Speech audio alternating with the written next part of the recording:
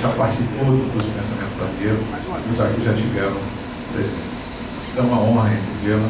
Eu não faço a leitura formal do currículo, é extremamente extenso o seu currículo. Está ali, são só 2 páginas, mas está ali na mão dela. Muito bem. Mas a Maria Beltrão, ela é antropóloga, estudiosa, tem diversos livros publicados, inclusive trouxe um livro que vai ser motivo da primeira parte da palestra hoje, Gabiru, publicado bilíngue, né? Uma parte em português, virando a parte em inglês.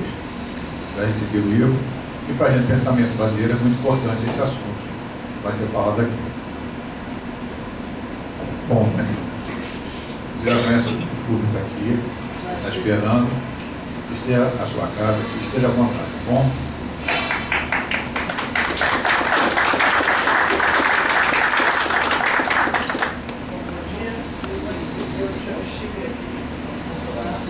Prazer, eu vou falar na primeira parte sobre a Bilu. Vai ter uma introdução um pouquinho longa, né? E na segunda parte sobre a tradição cosmológica, que é outra coisa inteiramente diferente. Mas vamos começar sobre a Bilu. Bom, quando os portugueses chegaram aqui, que é hoje o Brasil, eles encontraram os índios de língua tupi-guarani.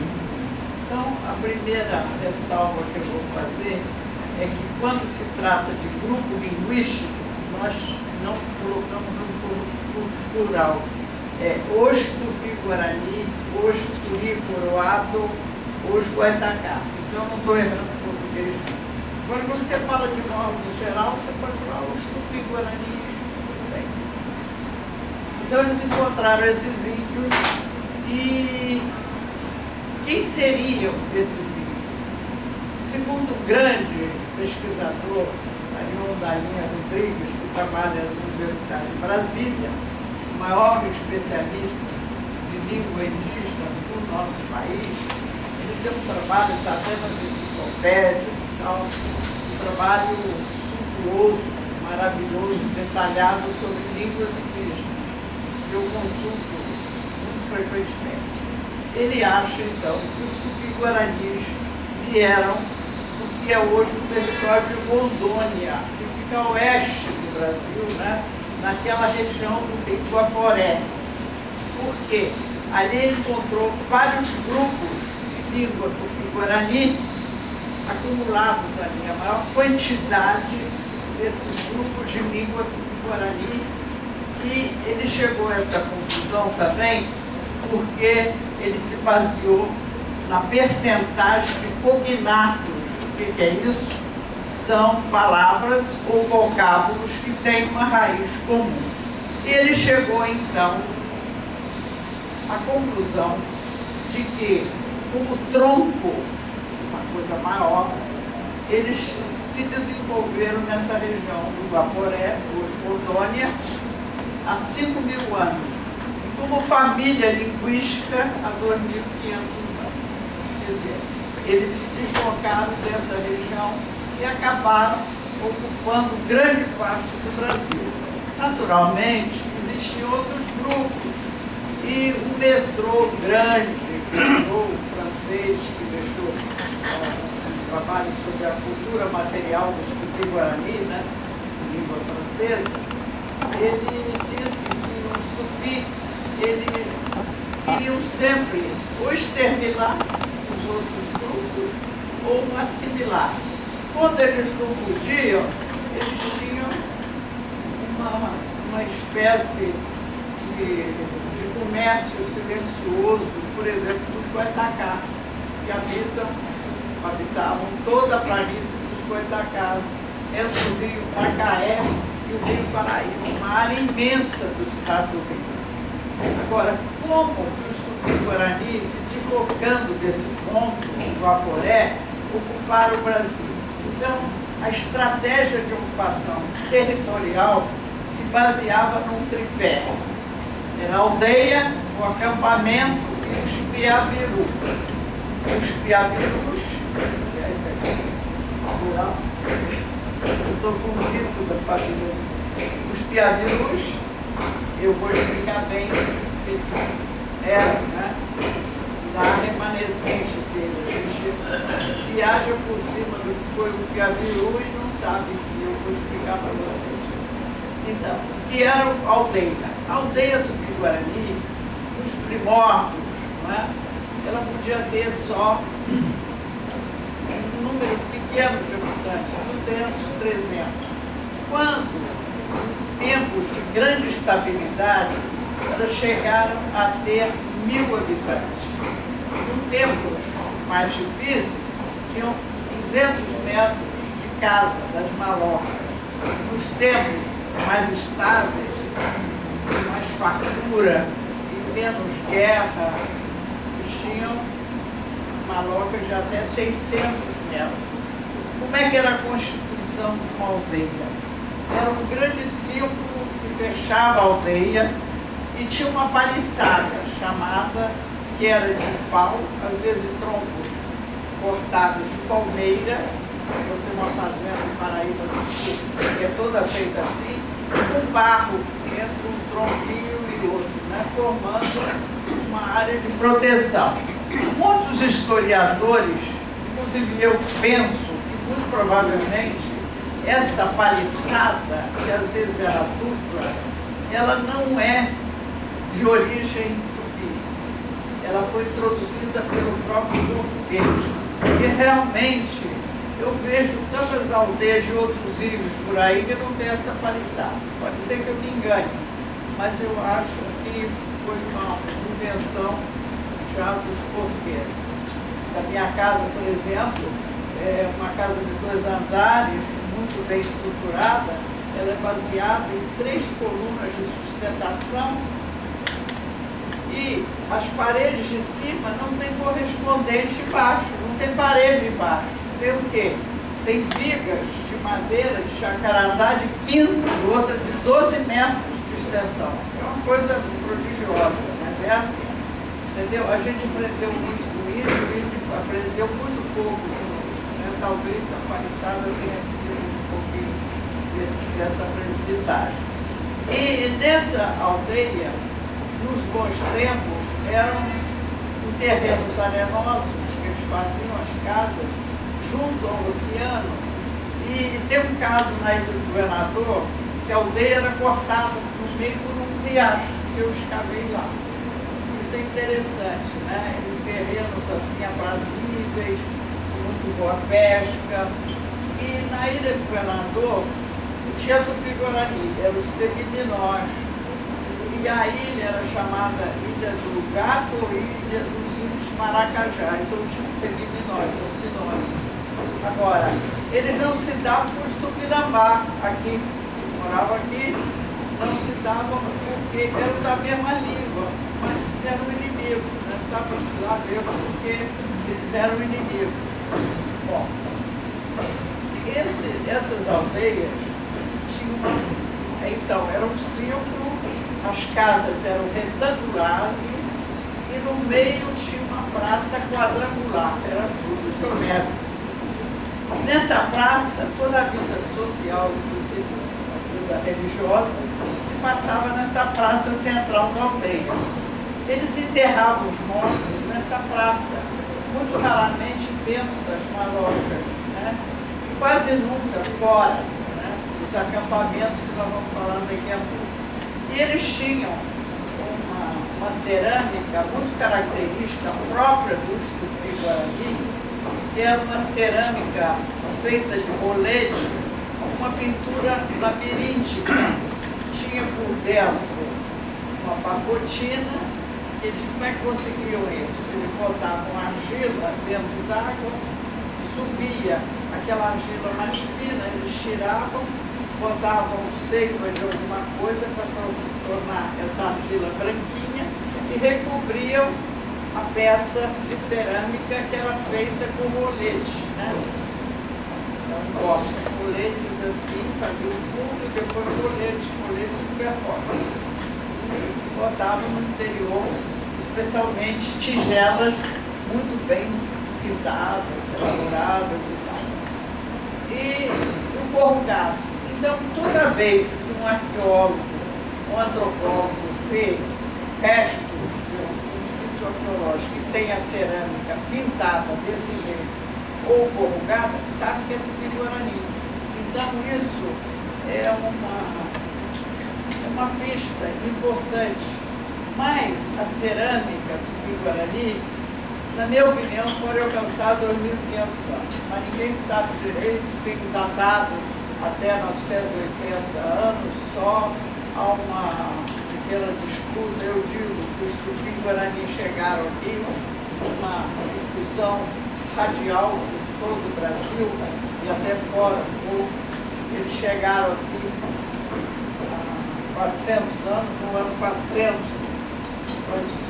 depois de Cristo, ano Domini 400, né?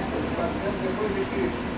E outros pensam que eles só chegaram no ano 1000. Eu acho que a ocupação mais antiga e talvez eles não tenham reconhecido e talvez esses restos das primeiras ocupações tenham se extinguido pela urbanização depois da descoberta do Brasil. Então tem pequenas questões ainda a serem resolvidas, né? Uma coisa eu sei, é que essa cerâmica, nos primeiros tempos, quando eu recorri a esse critério de ver a cerâmica pintada, essa cerâmica, ela nos primeiros tempos de ocupação aqui, ela era mal cozida e mal acabada. Então, não tinha aquele verniz de acabamento, que depois vai ao forno de novo para segurar bem a pintura. Então, quando eu botei na água, que é um erro, eu era muito jovem, nos anos 60 e tantos, eu ainda era jovem. E aí, eu sou uma aberração. E aí, ela começou a se desmanchar completamente. Não era pela umidade, não, era feita mesmo, entendeu? Eles estavam se assegurando a posse desse novo território, era uma coisa difícil, tinha que tentar expulsar os outros, era uma complicação nessa primeira ocupação desses Tupi-Guarani. E o que se sabe? O metrô está mencionado, esse antropólogo, etnólogo francês, né? Antropologia é uma parte da antropologia. Ele também disse que eles tinham, pelos índios e pelos primeiros colonistas, que eles tinham acampamentos. Que são esses acampamentos? São apêndices destas aldeias. Sabe-se que esses acampamentos ficavam 2-3 dias de viagem. Eles eram bons canoeiros, esses do Guarani, e marchavam também muito, né? Dizem que os índios, de modo geral, marchavam até 30 quilômetros por dia. Parece muito, mas não, porque eles tinham físico de rolo, né? Eles se acostumaram desde pequenininho a marchar. Então, esses índios, né, se deslocavam. Por exemplo, eu achei 3 acampamentos em Guaratiba, lá pela Sepetiva e tal. E tinha uma relação muito grande com um grande aldeamento da Ilha do Governador. Por que eu sei? Porque peças de cerâmica pareciam que tinham sido feitas pela mesma mão, eu tenho certeza que eram iguais. Só que nos acampamentos as peças eram pequenas, porque era tudo meio provisório, era para ficar dias, meses, então as peças eram relativamente pequenas. Quando eu fiz o levantamento, eu percebi que a reconstituição dos vasos, eu percebi que eu estava com a razão. Os acampamentos eram tigelos, pequenos potes, peças assim. Até achei uma coisa interessante, a impressão digital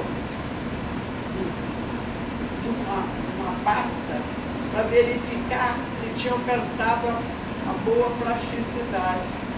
O que eles faziam? Eles misturavam cacos moídos, misturavam algumas conchas trituradas, alguns minerais também, feldspato, mica, que às vezes eram para constituir da argila, mas às vezes eles acrescentavam mais, né, para dar plasticidade para poder fazer o vasilhame, né?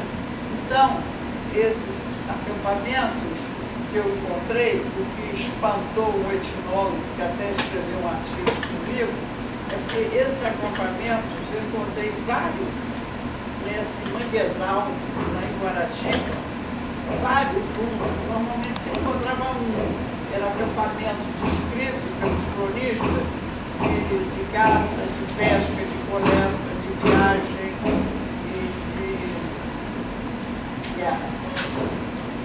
Mas eu encontrei um novo que ninguém tinha falado, um outro tipo desses vários. Era acampamento de coleta de molusco. E eram colocados nos banhos, sofriam a influência das marés, mas a maré não conseguia cobrir essa parte onde eles se assentavam, porque era elevada assim, pelo menos uma maré alta, ainda ficava 50 centímetros acima da maré alta, né? E mais os sedimentos arqueológicos, todo o conjunto de resto arqueológico, ficava mais 50 centímetros de ocupação.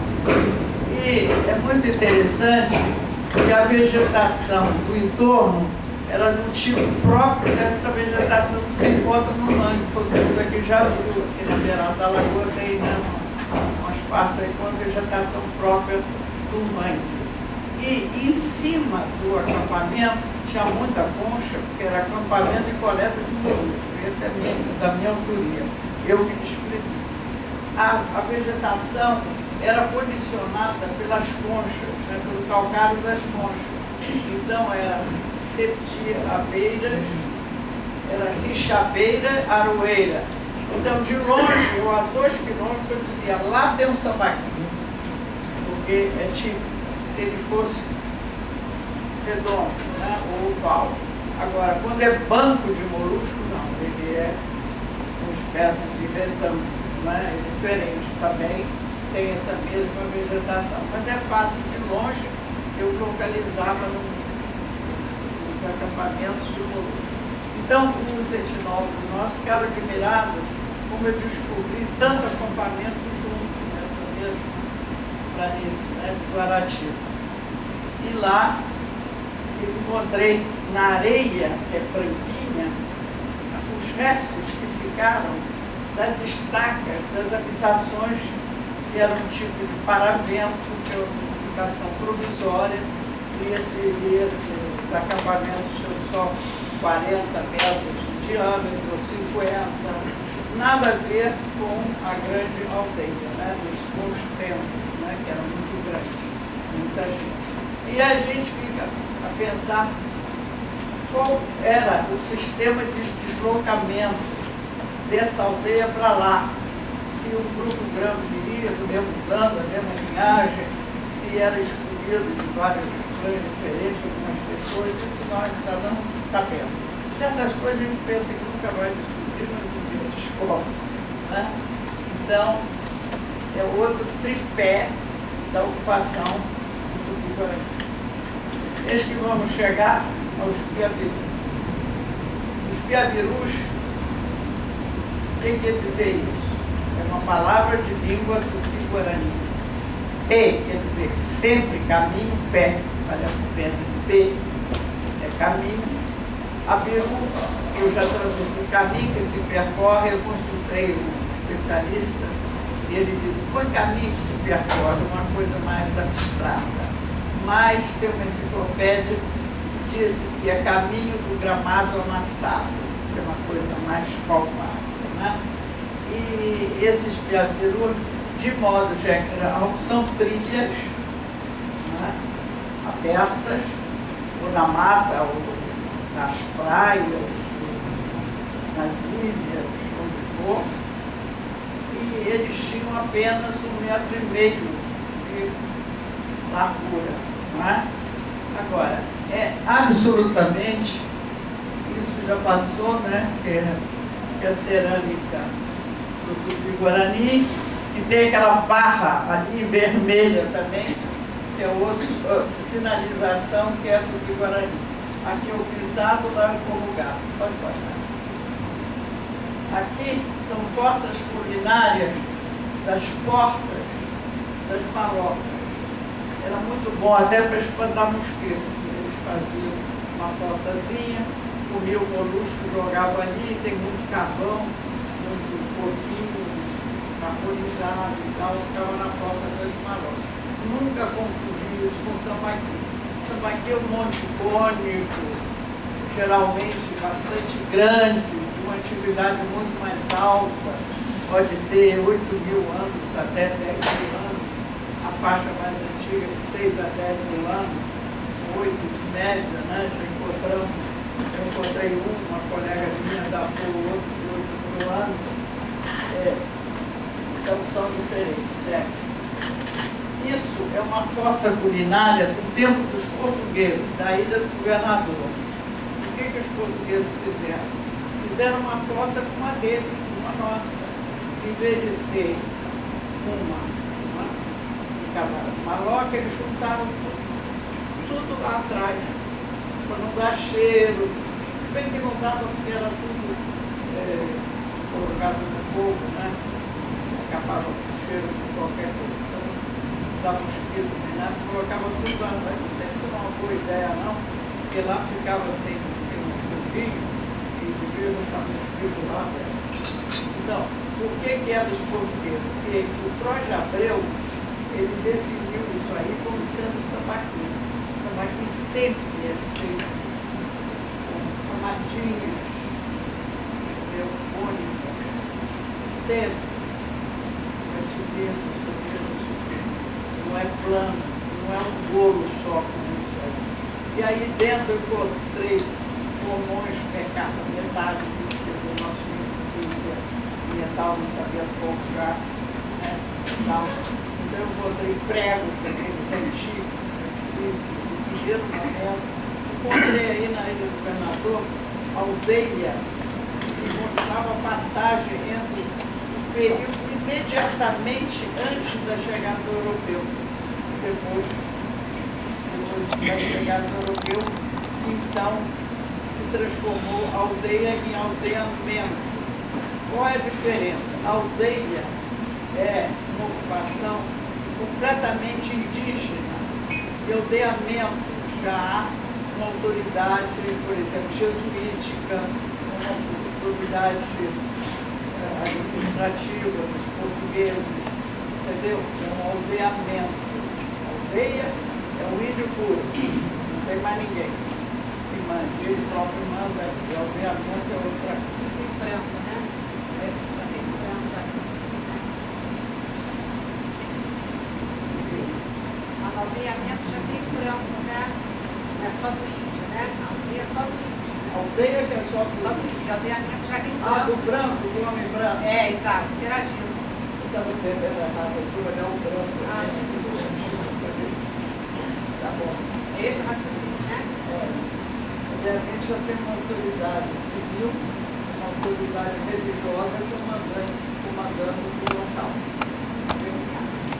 Bom. Agora, segue.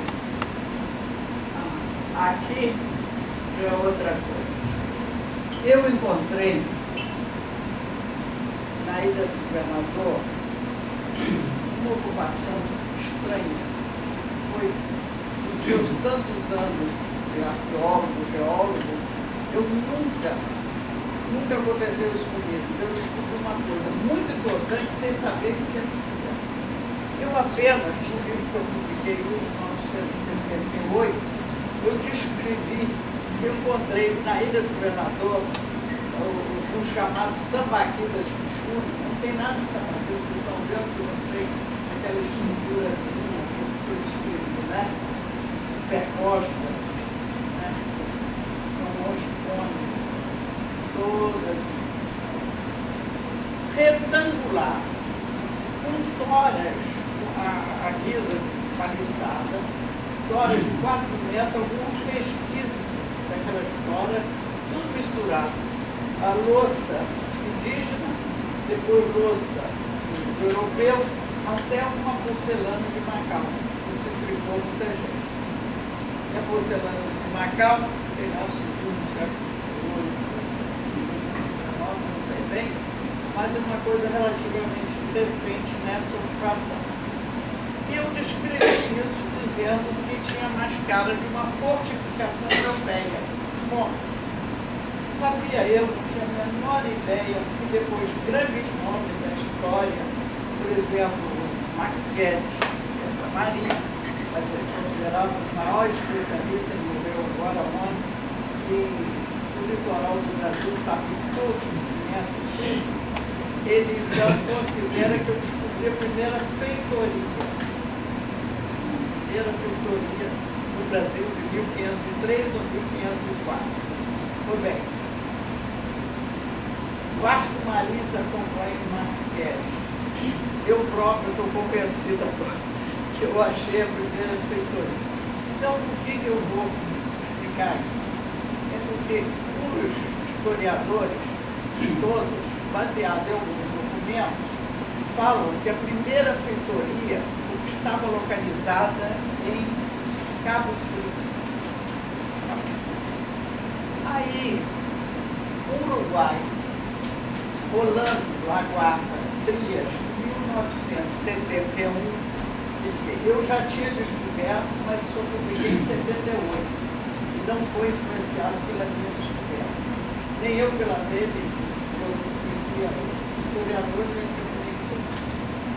Ele então diz o seguinte, há um grande equívoco. Cabo Frio mencionado não é a ponta que hoje se chama Cabo Frio. Cabo Frio é uma região que veio de Cabo Frio a Niterói. Então é uma região geográfica. Entendeu?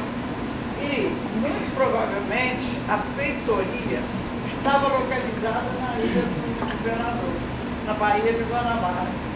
Acho que ele cita a Baía de Guanabara, não a Ilha do Governador, a Baía de Guanabara. Bom, então, essencial para esse entendimento são dois mapas. Um do Luiz Teixeira, de 578, e outro do Jacques Baudeclay, de 1574.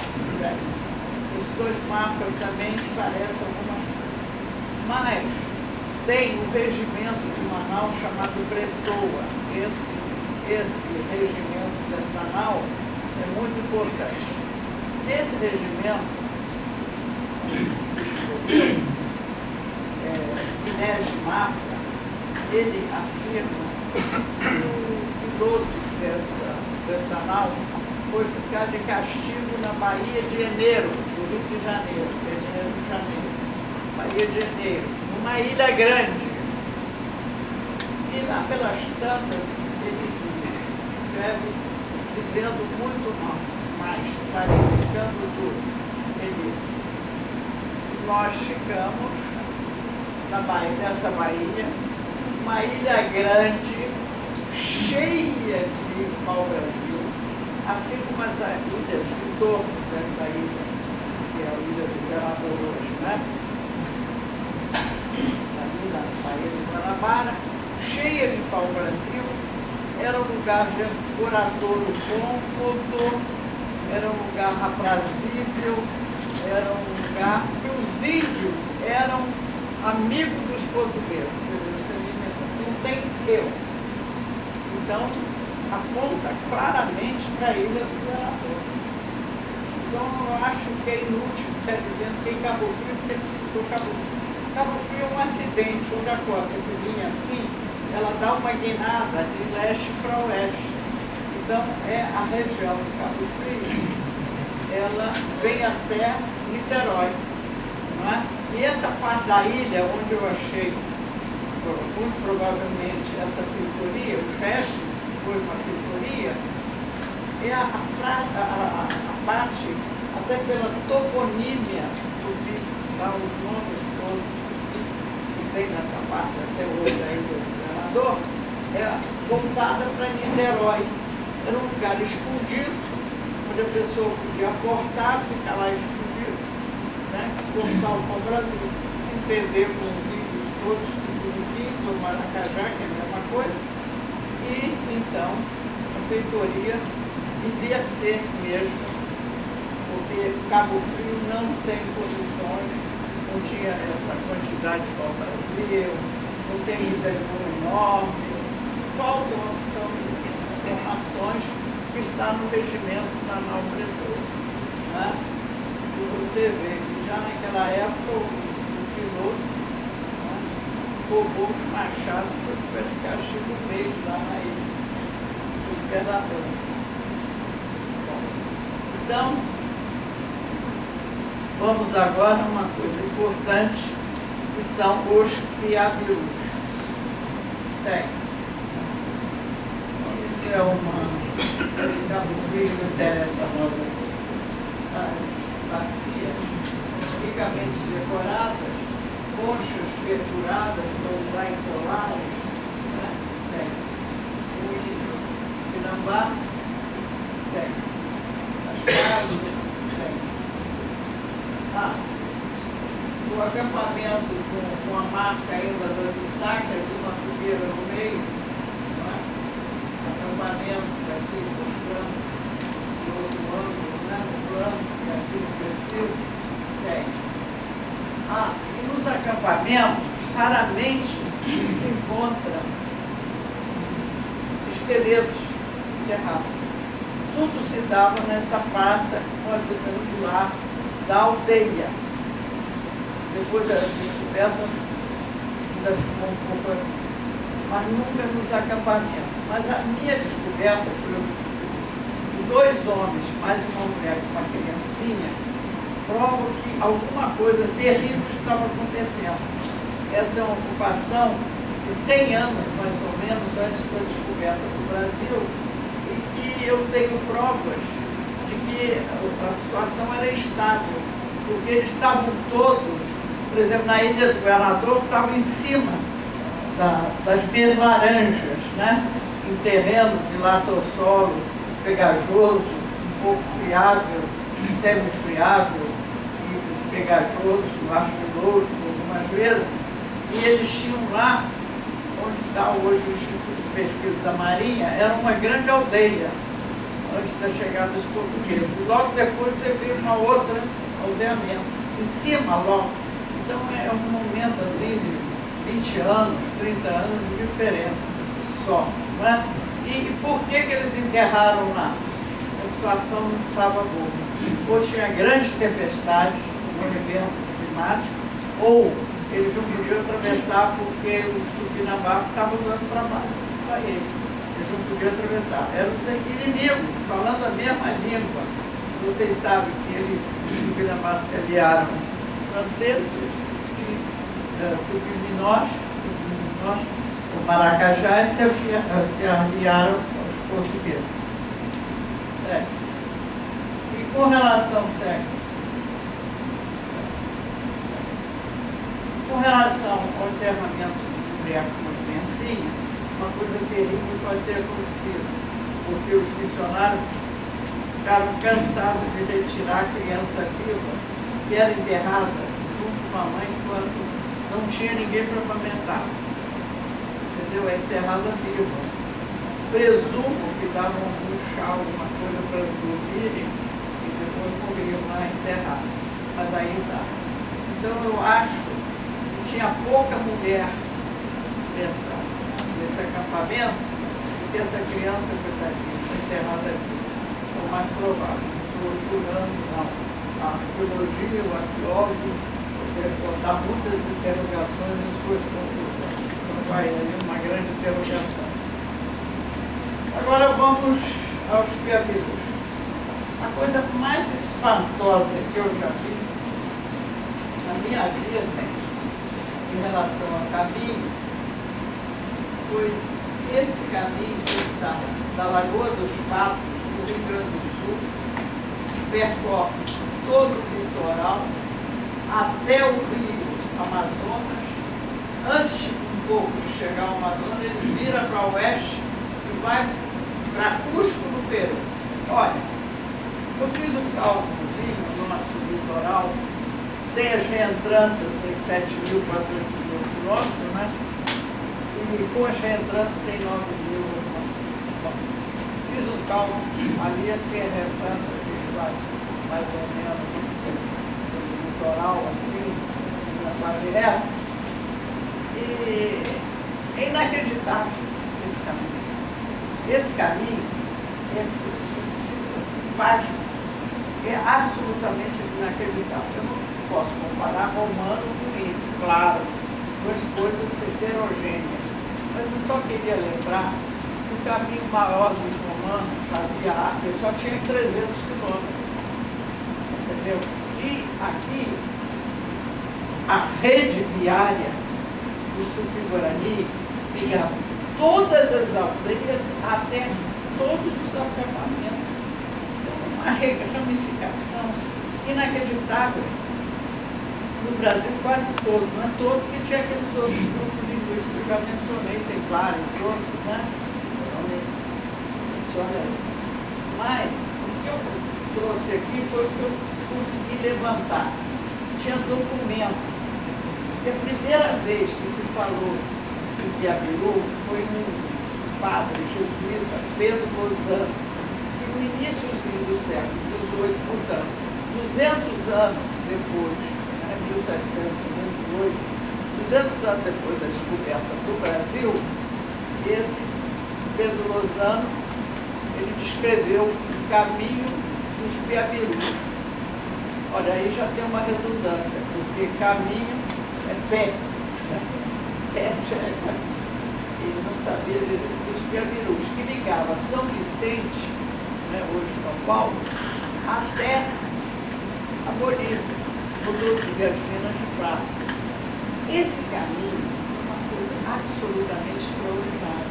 Ele era tão trafegado para lá e para cá, para lá e para cá, que os espanhóis tinham medo dos portugueses facilmente chegarem ao Paraguai e dominarem aquele parte do território.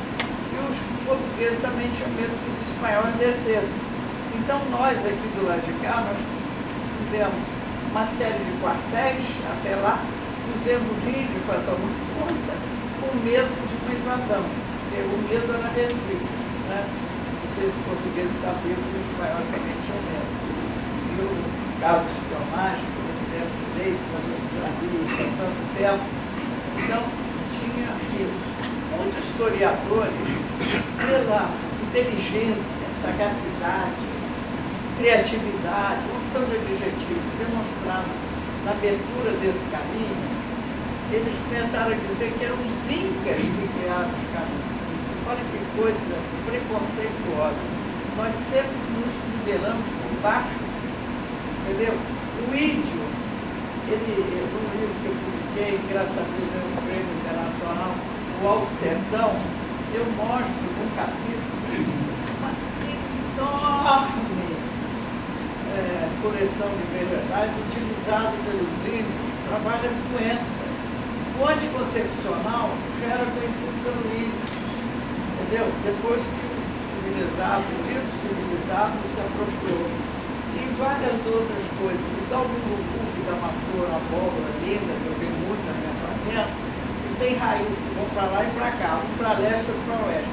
O índio sabia que a do leste ia para uma doença e do oeste ia para outra.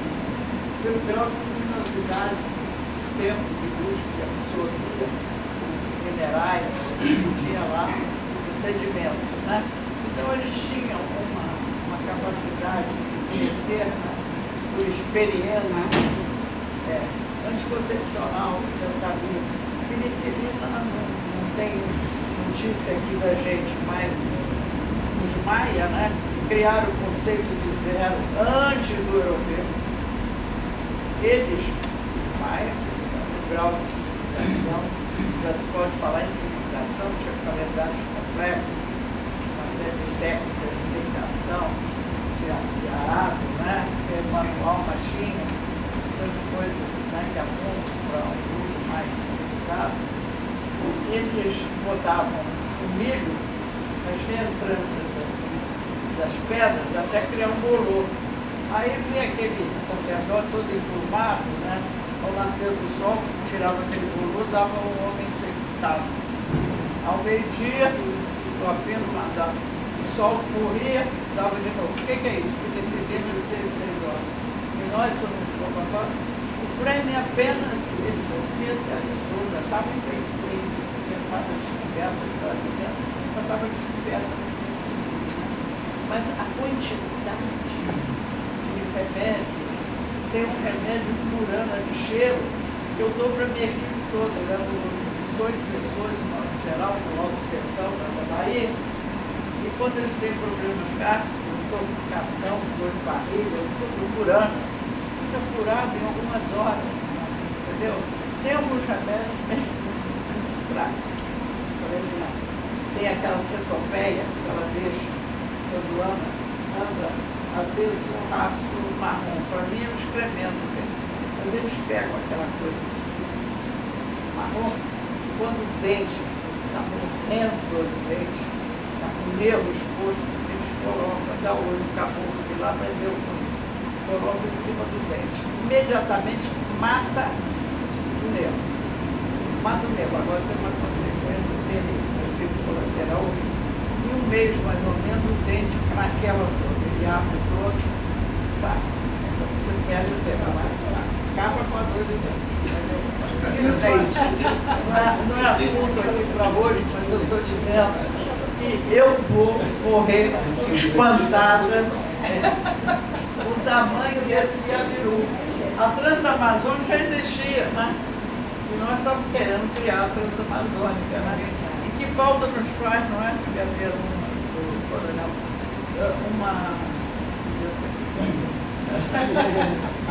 Que falta nos faz uma estrada litorânea, né? Da Rua dos Patos até a Amazônia direto, assim, bem direitinho. Esse trem, né? Então,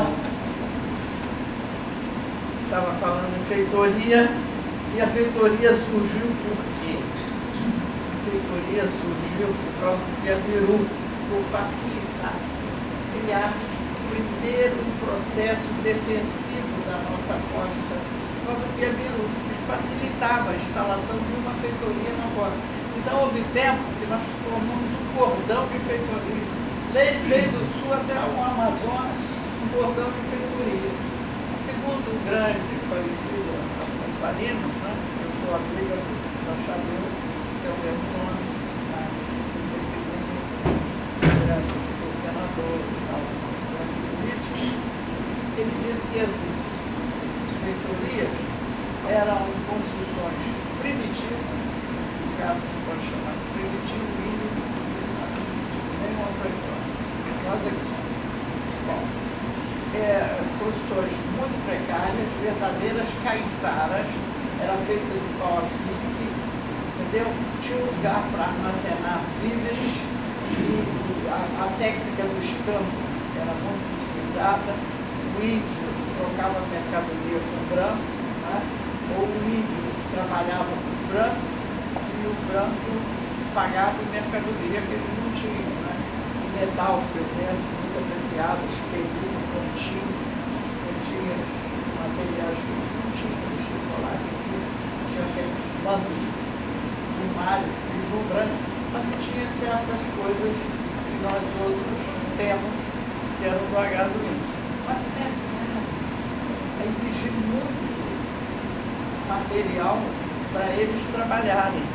Então, nas feitorias surgiram as primeiras plantações de cana. A primeira estrutura que eu achei na Ilha do Governador tinha a feitoria e tinha 3 aldeias dando guarda à feitoria que eu levantei. Então nós temos, eu publiquei inclusive com a professora doutora Mônica, assistente, sentada ali, uma estratégia que eu localizei de assentamento, né, dessas populações europeias que vieram, e esses índios ficavam do lado de fora, dando uma cobertura, não deixando a feitoria ser invadida, plantando, né, mandioca para abastecer os portugueses.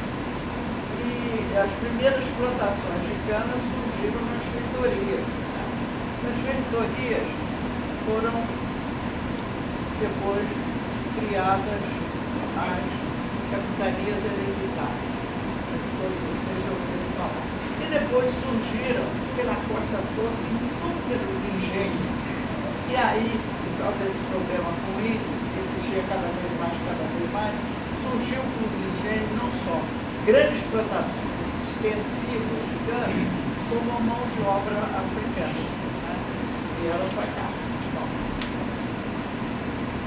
houve uma ocasião, Portugal começou a perceber que a Espanha estava interiorizando sua ocupação em busca de ouro e pedras preciosas.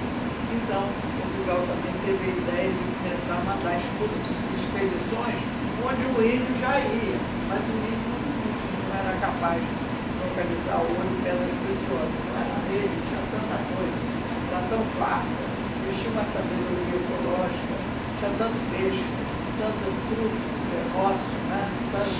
tanto, nem calcula quanto. Muito bem, e plantava milho, plantava mandioca, né? A mandioca tem esse poder, até eu faço isso na fazenda, você guarda ela enterrada, né? Você tira quando precisa. Claro que tem uma época que ela está molinha, muito melhor de comer, com manteiga ou café. Mas quando ela está dura, você pode fazer uma farinha, aproveita de outra maneira, né? Você faz com camarão, delicioso, cozinha bem, fica leitinho, faz com camarão. Eu uso de várias maneiras. Então, começaram a surgir, então, expedições para ir para o interior, mas já não de índio português. Então, Martim Afonso de Souza, em 1531, resolve fazer uma expedição. Já tinha havido uma outra antes do Aleixo Garcia, em 1524. Esse homem, uma maravilha, ele juntou, foi muito esperto, 2.000 índios carijosos. Eu presumo que seja filiação viva, tem que estar no alongamento. E pegou esse caminho que saía do sul até as minas de prata e depois entrou no pleno território dos Incas, pilhou ouro, prata e estanho e voltou carregado de riqueza. Então foi uma maneira de dizer temos condições de fazer essas incursões interiores. Martim Afonso de Souza seguiu, ele mesmo comandou muito próximo do litoral, não adiantou muita coisa, mas ele era grande, mas não adiantou. E uma outra que ele mandou com 80 homens, que não sabe até hoje, ninguém sabe o que foi. Porque ou eles foram dizimados pelos índios, ou eles adoraram lá o Império Inca e ficaram por lá. Era um pouco, entendeu? Os 80 ficaram por lá. Eu ainda sou mais, eu gostava. Era tanta coisa bonita de se ver, tanta arma de ouro, tantos objetos maravilhosos. Pois bem, não estou quase terminando. Mas então, em 1700 surgem as primeiras jazidas exploradas de ouro em Minas Gerais, né? Então foi uma coisa extraordinária. E começaram a criar, inclusive, um outro caminho, chamado Caminho Novo, para explorar Minas Gerais. Antes disso, surgiu a figura do meu, um orgulho do meu 10º avô, Fernando Dias Paz, dito polêmico, ele era o guia, polêmico. E ele nasceu em 1601, morreu em 1680, 1601, 1686. E Fernão Dias, esse sim, outros não criaram povoado, esse criou inúmeros povoados em Minas Gerais. Né?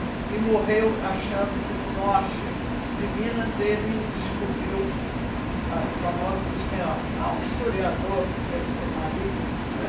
Ele disse que meu ancestral, ele enganou os portugueses, que ele descobriu os seus esmeraldas, ele mostrou tornalina nos... Não fale mal dele. Mas então, ele tinha um sobrinho, Garcia Paz, que fez um novo caminho daqui do Rio até as Minas Gerais. No meio disso tudo, falando em caminho, surge a história do grande Tiradentes, né? Da Silva Xavier, que percorria esse caminho, e no tempo de Dona Maria I de Portugal, 1700 e alguma coisa, 70 anos, 81,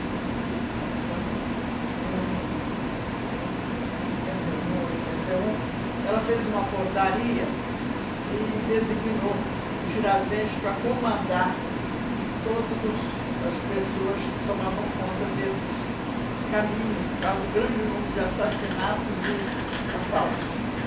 Três anos depois, 1784, portanto, 84, o governador da capitania de Minas Gerais nomeou, devido, aspas, à assombrosa inteligência mineralógica do Joaquim da Silva Xavier, nomeou, então, para localizar a leste de Minas, né, que limita com o Rio, jazidas minerais, entendeu? E nesses caminhos, o Tiradentes cortava a minha fazenda, a antiga fazenda do governo, que está no limite de Minas, para ir até Cebolas, onde estava, eu não vou dizer amante, eu vou dizer amiga dele, eu não sei se ela, inventaram a dona Ana Mariana Barbosa de Matos, que seria noiva, namorada, amante, cada um diz uma coisa, dona da fazenda de Cebolas. O nome Cebolas é um nome que é uma corruptela de Cibolas. E Cibolas é um lugar encantado da Idade Média. Um lugar encantado que um português, passando por essa localidade, que fica do lado da minha fazenda, né? Ele achou que era muito parecida, que seria esse mundo encantado, de Cibolas, com essa. Tanto que Cebolas hoje lá é com essa também. Muita gente não entende que Cebolas, o que é, seria a grafia antiga da nossa cultura.